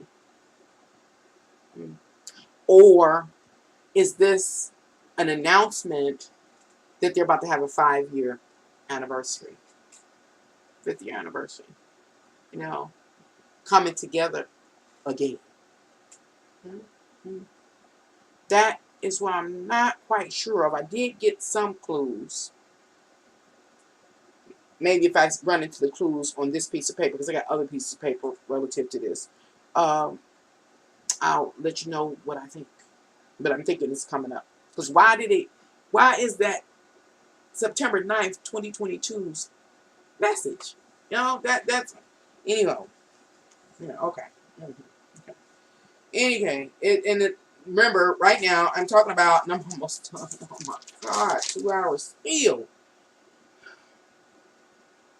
I'm talking about how to be proactive and helpful in the movement on an individual basis. The next thing is be alert and prepared. Be alert and prepared. Remember, talking about individual basis. Be alert. I gave an example relative to the other part of the speech, which says, even if you don't know a lot about politics, know enough to be able to decide, to be able to determine if the political move that has been made at any given moment is in favor of the movement or not. So you as an individual member know how to move. Be alert is what it says. It reiterates be alert. And it doesn't just have to do with politics. It has to do with politics, economics, sociology, you know, be alert. And be prepared, meaning be prepared to enact what you need to enact. Whether your action will be that governed by the overall body of the movement, or be prepared to move on a micro level. Whatever you got, whatever is necessary for you to do, be prepared to do. Okay. And last but not least, relative to being proactive and helpful in the movement as an individual, is be useful in your own right. It's reiterating again, letting them know you have personal power. There is something you can do. Yes, micromanage the movement with your micro activities. Be useful in your own right. Use what you got to get what you want. Who does that come from? What movie is that? That movie. Use what you got to get what you want. Okay. I tried, y'all. I'm sorry. I really tried to keep it low. Can't. Number 9. Move to the 9th space. Follow the magnifying glass. This area, the speech continues. And now it's talking about the foundation of the movement, the ideology.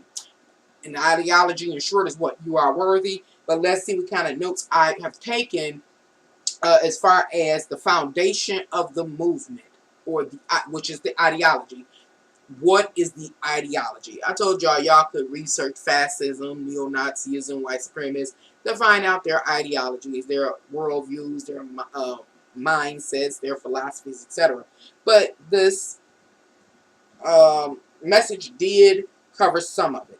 So at this time in the speech, it really had the tone of being a pep talk. You know, pep talk. And it says there inside the speech is a short within The overall speech, short part of it. And it says a short, this is what my notes say. A short within the overall speech, just a short, intended to encourage people, encourage the members to work harder or to try to win a game or competition. What is that? This is something that I got, what did I say? I can't remember, but basically, this is a definition that I got from dictionary .cambridge. And the definition is, what's the word? Oh, I think it was pep talk itself.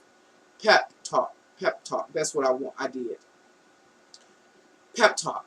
What I did is, once I realized this part of this speech was a pep talk to the members, I looked up the definition of pep talk to give you a definition to clarify. So within the overall speech, there's a short sector, a short part that's a pep talk. And a pep talk is a speech intended to encourage people to work harder and try to win a game or competition. So, here's the pep talk. Remember who you are. This is the leader, the speaker, the social influencer. It says, remember who you are. You have birthrights by God. Who is he talking to? The members of this fascist movement. The members of neo-Nazism. The members that are neo-Nazis. What am I saying? I'm talking too much. But anyway, pep talk. Say, remember who you are. You have birthrights by God. You are the privileged race. You are the authentic pioneers. You are the descendants of the forefathers that established the country. The speech continues. It is a reminder of how you, the individual, oh, wow. Wow. Do I continue here? Yeah, more drama. Still in this sector, please like my video, my content. Please share this video. It should be very provoking, I think. Okay. Now, you just heard what I'm saying about being a pep talk and how the speaker reminds them, the followers, the members, that they have a birthright, but given by God, and they are the descendants of the forefathers who established the country and all the rules and things like that, and how they are the authentic pioneers of this new world. And this speech goes on, and it talks about a reminder, reminding the members who they are. Who are these, how can I say this? Who are these members? Not just talking about the members that currently exist in this movement. We're talking about the members that have existed throughout the history of the movement. It says, the speaker, to me, it seems like after the pep talk, members are short. Remember who you are. You got a birthright, this and that. Comes and drops a voice and says, no. Remember this. How you and your ancestors were all shamed. We were all shamed or suppressed for seeking to sustain our birthright. Working on their emotions. Is y'all riding with me? I hope I'm doing this a little bit of justice. Sad. So I gotta get drama. I can't help it. Pep talk in the middle of the speech. I'm the speaker. Remember who you are. You are the one who has the birthright by God, given to you by God. Remember who you are. You are the pure privileged race. Remember who you are. You are the authentic pioneer to this new world. Remember who you are. You are the descendants to the forefathers that established this great country. Remember who you are.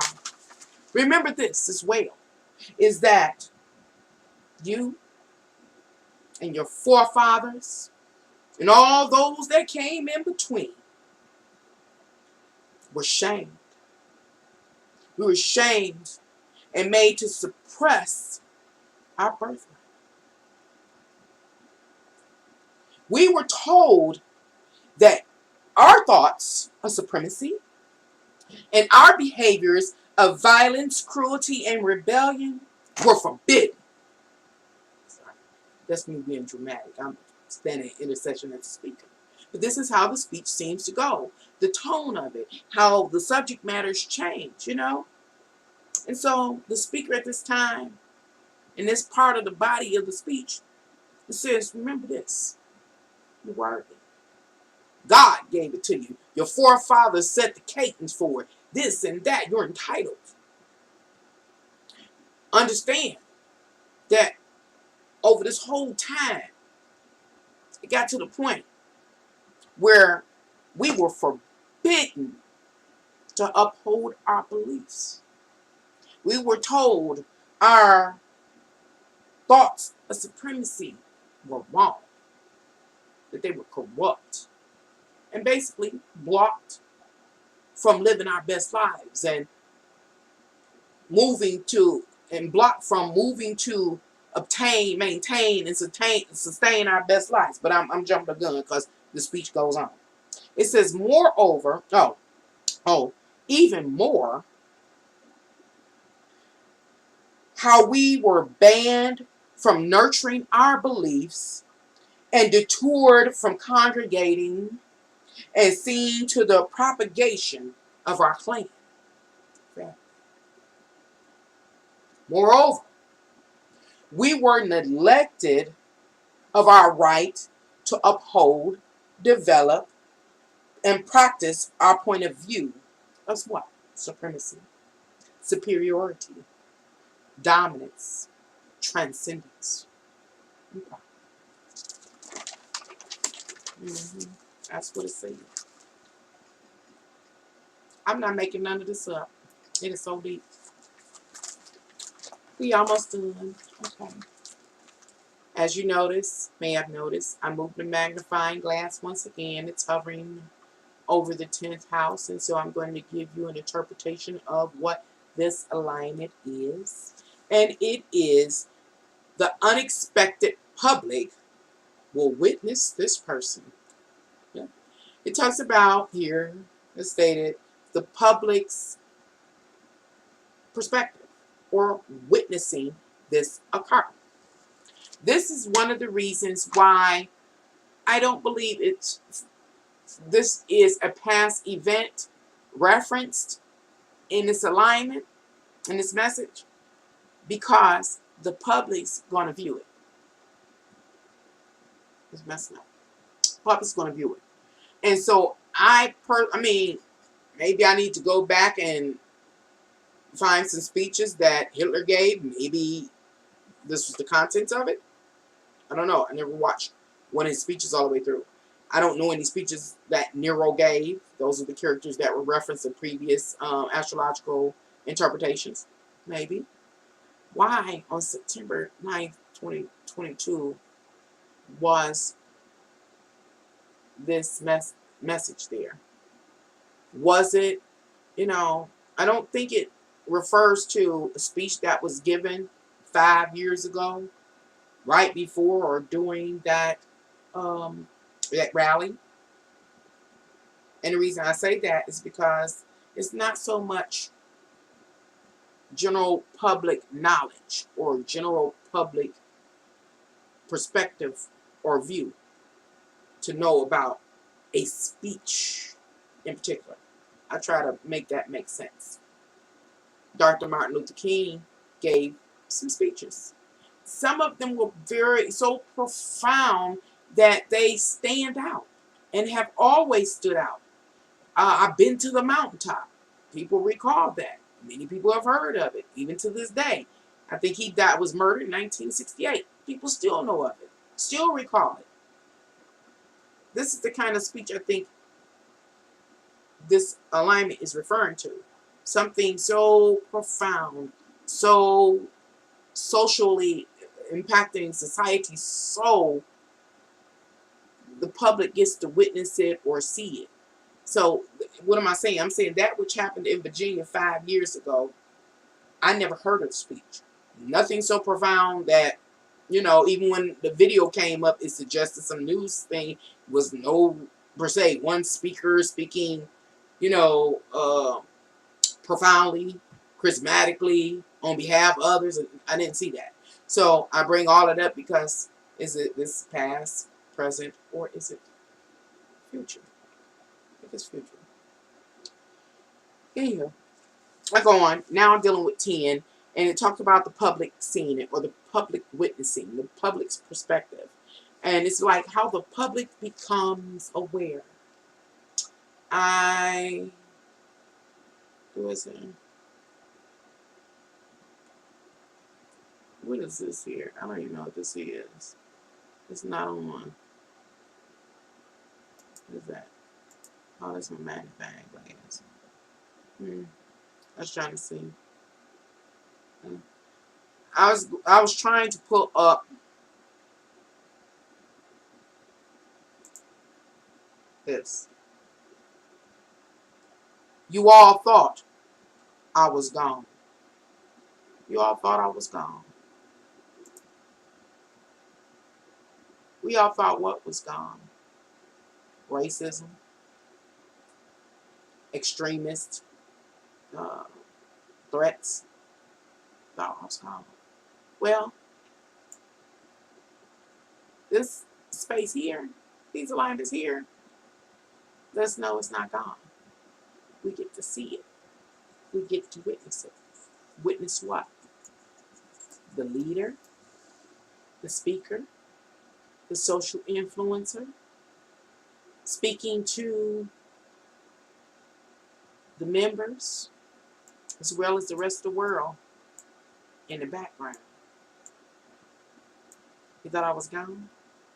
Saying no.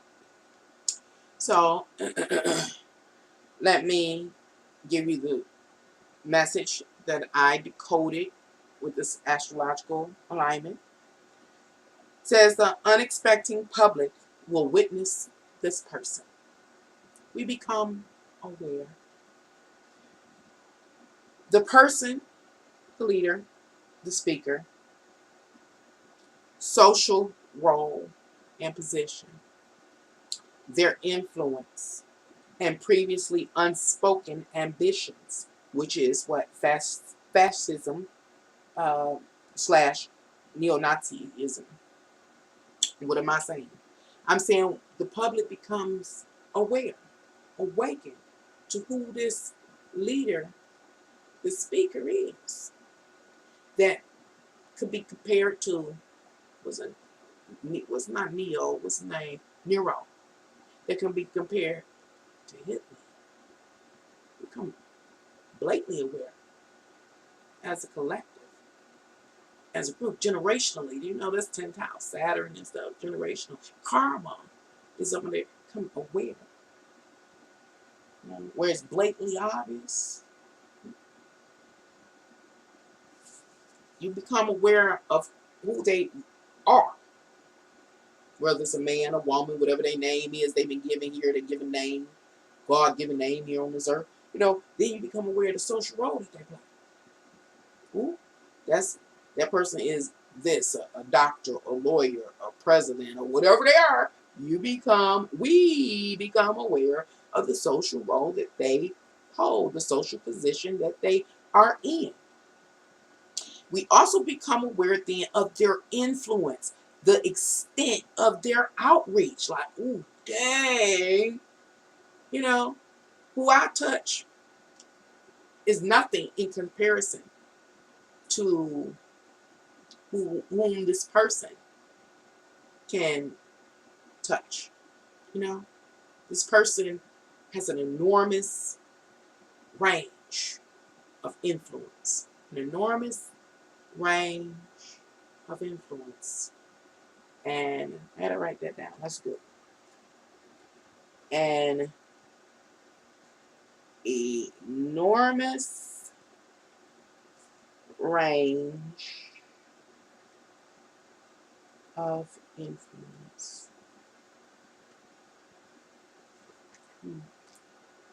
We become aware like that.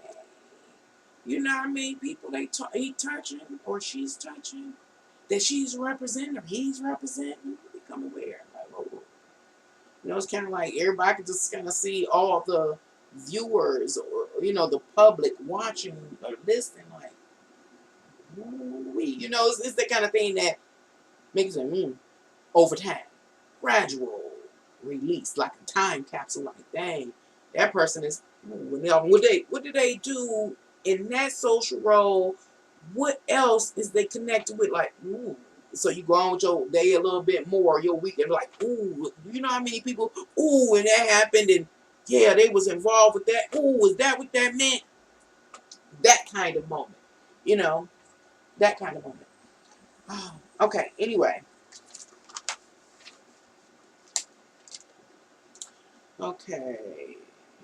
I'm gonna read that again. What am I doing? I'm talking about this 10th house space area, 10th house area, and it talks of the unexpected public. We're not expecting it to be maybe so blatant. We're not expecting it to be become so obvious. Like, how didn't we see that? You know, the unexpected public will witness this person and becoming aware of this person or the speaker's social role, their position, their influence, and previously unspoken ambitions. Again, other ventures they've been dealing in, and who they interacted with, and to find out the foundation or the fundamentals of all the business they have done and all the people they've been involved with is all fascism, and they are neo-Nazis. As well as it's going to spark, remember, we the public, me, you, other individuals in this world, especially with a primary focus on the United States, we're going to witness this and be like, okay, awaken, will spark a sudden recall about what has been executed during their time in their social position. That's what I'm saying. Everything, what do you call it, schedule that they've had, every docket that they've had, whatever they got, based on their social role, everything that they have participated in, judged over, called shots, made budgets, everything. Become aware, like, you know how you walking around next day, you go to sleep, wake up like walking like, ooh, they did that in a year of sex, and that's what happened there. We were wondering about that funding. We were wondering about those other members or participants. So it sparks this sudden recall about what has been executed during their time in their social position, including facts pertaining to ancestry, lineage, and inheritance, as well as values and entitlements, as well as lifestyles, as well as quality of life demands. What does all that mean? It's saying, it's like, I wash your back, you wash mine. All right, I scratch your back, you scratch mine.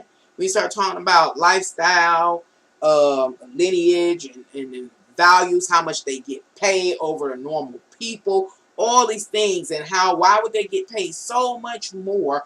What is it that they want to buy in life that needs to allot them to be having so much paid, so much more than we can say the general, but what are they investing in? So it becomes those kind of things. Or the quality of life demands. Why do they make these policies that make it so hard for some people to live? Is it really that we don't have the funding, the budget, talking about the fiscal year and all that, and how much funding goes to every department that creates our overall social construct? Fine. primary focus on the United States. You know, the overall social color is the reason why they cutting seniors' pension or they not getting the cost of living adjustment. Was that because they really didn't have well intent or good intent or had malice toward this particular sector of people? Was this realization in the moment that, you know, the public has? Like, you know what I'm saying? Like, really, you just, it starts to really unfold, and the realization, gaining clarity, begins to unfold quickly and rapidly for the majority, with a primary focus on what you would say. Even more, the public will recall social affiliations, whether group, club, or organization. Basically, people that they socially interacted with, had exchanges with, contracts, did business with, were married to, divorced from, etc., etc. Political, not political, international dealings, all that kind of stuff. Everything. Political, business, friends, family, etc. The next thing is, in addition to these people's shared mentalities, behaviors, and patterns. Oh, so right now, remember, what am I talking about? Still dealing with this 10th house. The public sees, we see, like, oh, we awaken. And we begin to realize, and it keeps sparking and happening and recalling it there. And we rapidly gain clarity once this speech happens, and this leader, the speaker, stands up as a proxy for all of these members of this neo-Nazi neo-Nazi whatever group and ideology. Like, oh, you know, another thing that happens is you start thinking about all the people that we begin to identify as that, you know, that awakening happening, and you start to identify the people that this person has done work with, and, you know, different things like that. And you start thinking like, well, dang, you mean to tell me that person too got the same mindset of fascism? That person too, and it's in that sector. And so if this mother sucker has the propensity, the spirit, remember, of violence and aggression, and trying to be domineering and superior, and this person does too. You know, it's just this moment of revelation. I can sum it up as this moment of revelation for the public. Here, put it here. Revelation. It's not just a moment. It isn't in the moment, but I just feel like it continues to unfold. It's almost over, y'all. I'm still trying. That's why I don't even do videos no more, because I can't seem to shorten them up. And finally, oh my God. Oh my God. Okay, I still got 2 pages. Nobody watches my videos. They do 3 hours long. I'm trying desperately. Okay, and I see that it says I got 2 viewers, so I guess I got 1 viewer. Very, very important message, especially if it's true. Thus far, I have not done an incorrect interpretation, so it's a little concerning. Anyway, it says, finally, what do we witness? It says, finally, we realize the actual, the actual authority figure that has been the source of the survival of the movement, the ideology, the whole time.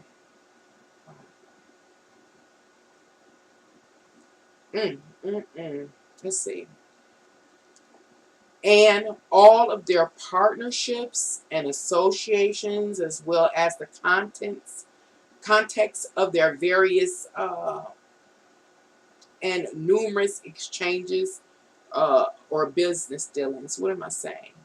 Saying the final thing that we become awakened to, the public, aware of, is that, remember, this movement of fascism didn't just start. We know that it exists at least as long, I'm saying it wrong. We know that the early existence of fascism predates Hitler's reign and terror. Terror. We know that. Because that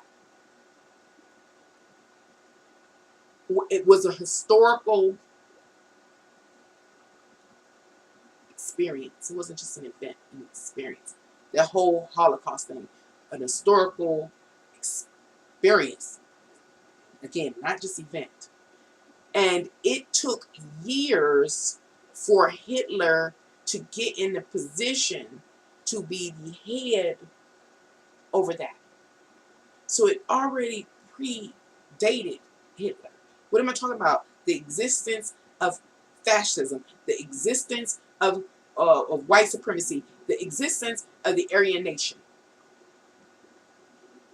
So how can something so horrific, so monstrous, so horrifying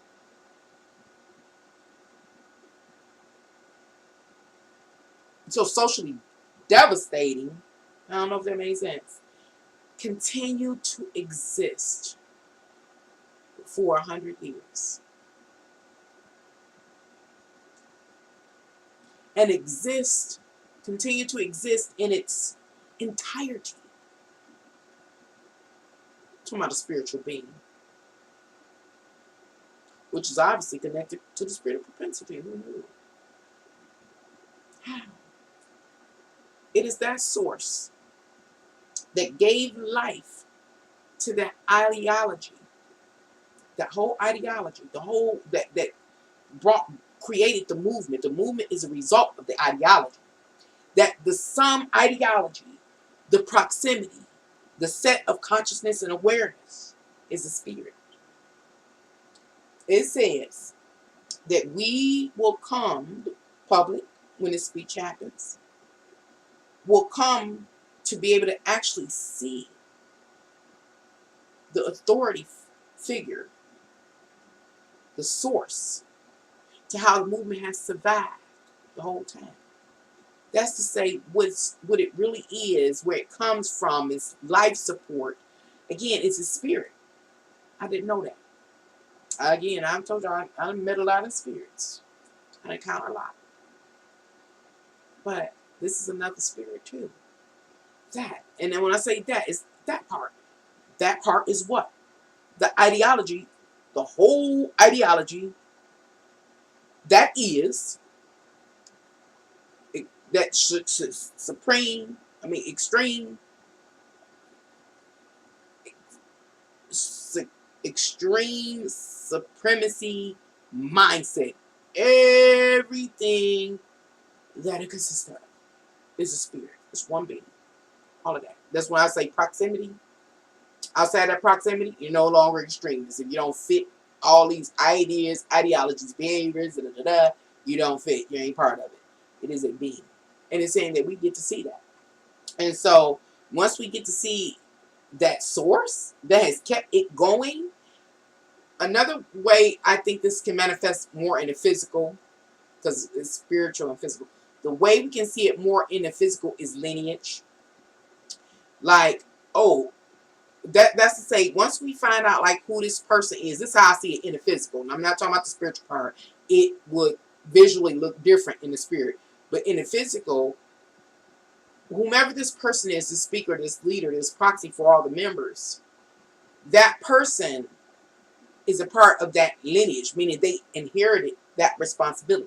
So all you got to do is go back down their lineage to see the source of how the energy was carried.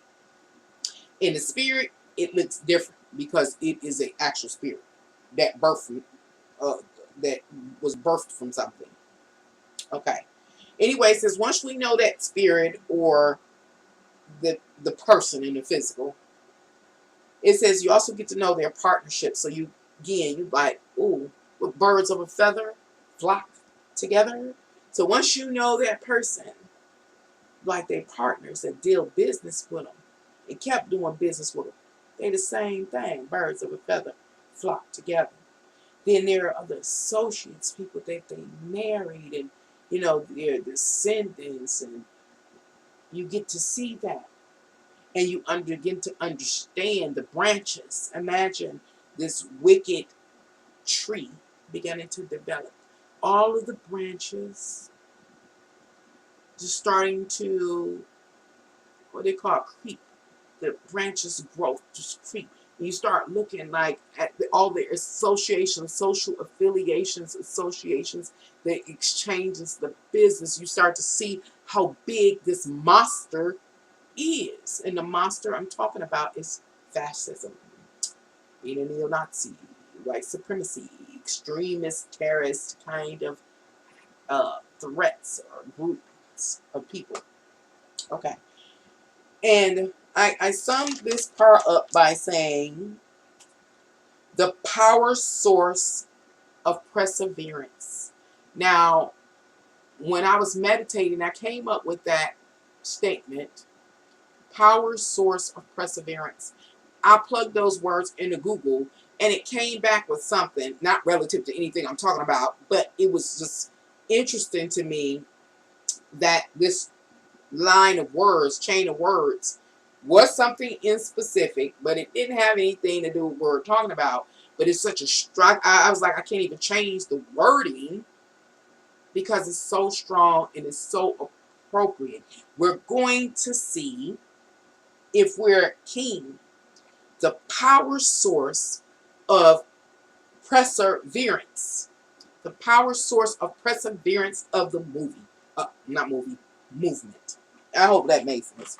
I said, ooh, because my butt hurt. Got 2 more pages. And if y'all notice, I have not taken any of my vices. And it's starting to break me down. So, all right.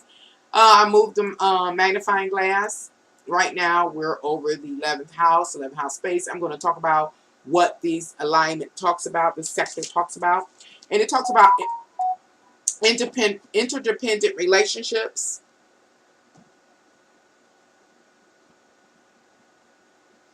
Interdependent relationships, coordinating efforts, designed. Okay. Learn more about interdependent relationships at, so I'm giving you a source. I'm citing a site. I'm giving you a source to be able to go get some deeper understanding on the subject matter of interdependent relationships. And it's at www. What's it? Semicolon / hbr.org. And the article is called, Is Your Team Coordinating Too Much or Not Enough? Okay, why is that relevant? Because right here in this sector of the 11th house, this space here, it starts to talk about or spotlight relationships, interdependent relationships, social connects. Okay. And it talks about the different types of interdependent, the different types of interdependence. And I'll try to make it make sense. I'm just going to name the 3 types. Pooled, and the pooled are the team accomplishes the task simply by combining everyone's separate efforts. Then sequential, the team rely on each other in predictable ways for the flow of information, work, and decisions. 3, reciprocal. Team members sequentially interdependent, but in addition, work back and forth. You go ahead and you look that up. Let me read my notes to see what I should be talking about. Intellect, communications, comments about individuals' contribution or support to the overall cause or movement. Know the mission, know your part. Perform your unique contribution. On an individual basis, understand the mission agenda. Know your role. Do what you can. Be self-motivated, stay on task, have faith in other members to do their part as they have faith that you will do your part toward fulfilling the agenda or meeting the collective goal. What is all that about? Well, the speech goes on and talks about how, or it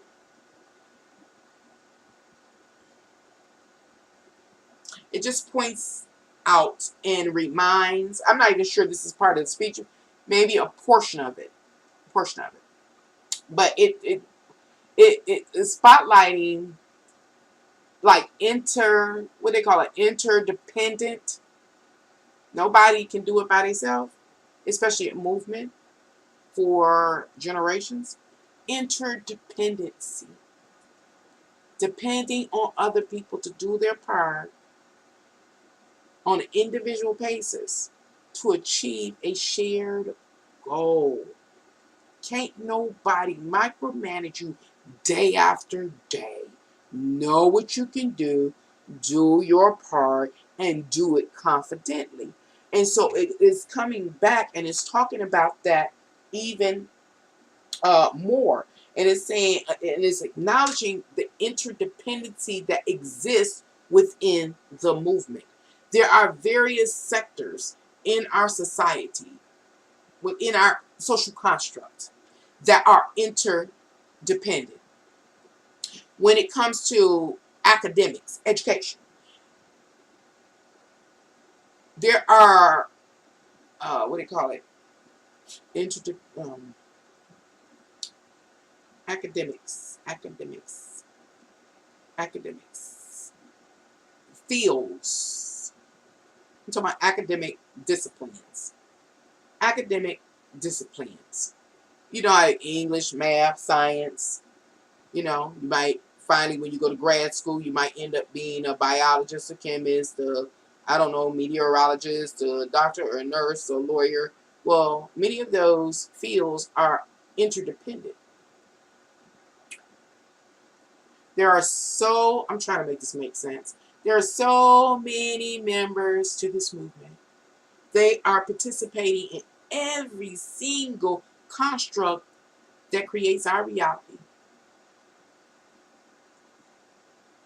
And no matter what single area a person may participate in, most likely it's connected to another sector or construct in society. Another sector. And it's saying, understand, you got to have faith in each other. Because you're not always on the phone with each other. You're not always going to be able to contact each other. Know what's going on. Stay active and alert. Because you're on this side of the country and they're on this side of the country. They're over in California. You're over in New York. Some are in Texas. Some are in Idaho. There are people that are home keepers, homemakers. There's doctors. There are lawyers. You're in different offices. You're in different places at the same time. And understand that even though, how can I say it? It's, again, just being aware that it's not you. You're not standing alone. It's a whole bunch of people working for this common goal and cause. We're in all different sectors of our social construct, all working for the same shared goal. And understand how that may end up manifesting in reality.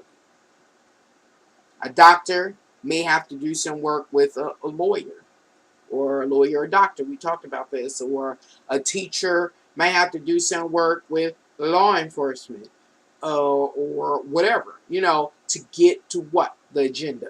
Fulfill the agenda. So that's what it's talking about here in this 10th house. The interdependent relationships and what you're able to, how you're able to accomplish by pooling, as one of the ways, pooling your resources, or pooling your efforts to a common goal, or whatever the case may be. I'll look at it. Go look at, but it's saying, just know, again, it goes back into playing, knowing your part, and having confidence in yourself. Know that you matter. Micromanage the movement. So they got micromanagement of the movement going on. They got macro management of the movement going on. Everybody just do their part and understand we're all working together. Some of us more closely than others. Do your part. So that's what that is about. What else? Oh, and it tells them, you again understand the mission or agenda. Again, it goes to the overall goal. But understanding, like, if you are a doctor or a lawyer, what your mission path may look like, contributing to the overall movement to get to the fulfilled agenda, might be a little, it should be and will be a little tweaked based on the area that you in. Know that, and do what you can do, based on what you have uh, access to. Okay. And it say again, be self-motivated, stay on task, have faith in other members, wherever the other members are. Uh, it's all about meeting the goal. And last but not least, I made it still wasn't under no hour, 2 hours and 28 minutes as of now. I'm moving the magnifying glass here to this last space, which is the 12th house. I'm about to talk about what is there.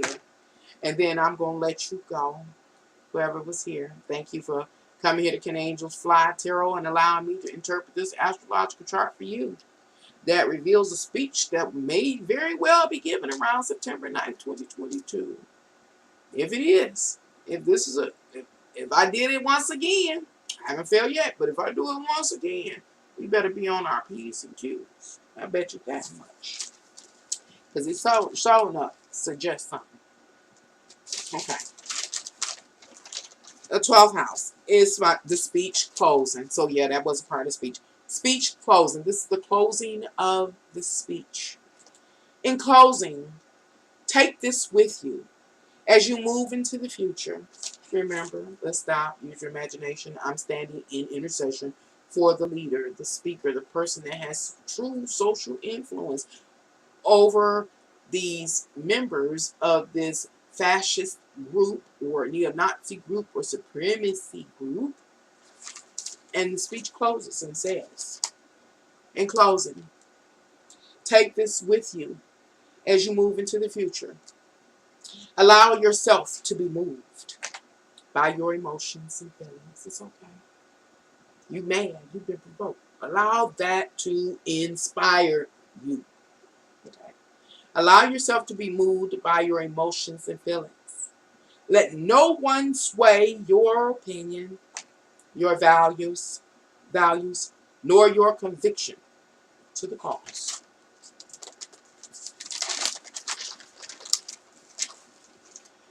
Do not be complacent with what has been imposed upon you. What's been imposed upon, imposed upon what?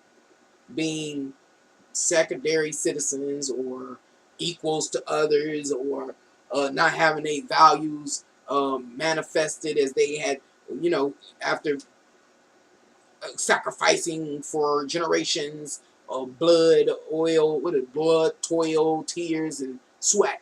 Okay, don't be complacent with what has been imposed upon you, but be fixed in the ideology. Their ideology is what? That they're superior, that they're entitled, that is their God-given right, birthright. They are the descendants of the forefathers who set the foundation for this great country. It says, but be fixed on the ideology, in the ideologies, that you are worthy of the quality of life you have shed blood for, that you have toiled for, that you have shed tears for, and that we have sweat for. Last but not least, or in closing, know this. Beyond a shadow of a doubt. This is what it's saying. Beyond a shadow of a doubt. Be certain that this is true. And I'm saying these things because if you hear some speeches, please listen for these words. Listen to the speech in detail, whatever it may be. When it comes, listen. Please let me know. I mean, it's supposed to be public, and I should be able to see if it's that public, or that profound, that moving, that socially impactful. But he said, this is the key words. I'm closing. Yeah. Beyond a shadow of a doubt, or be certain that it is true. Be certain that it is true. If we all stand on one accord, the ideology, stand together and do our part, we will take what is rightfully ours by force. Basically, have a one-track mind. Do not do too work. We're going to achieve our agenda. Once again, thank you for coming here to Can Angels Fly, Tarot, and more. Please leave comments below. Please remember to share my channel. And if you hear a speech coming up that something like that has a body, the message in the body is something like that, let me know. Make sure that I know.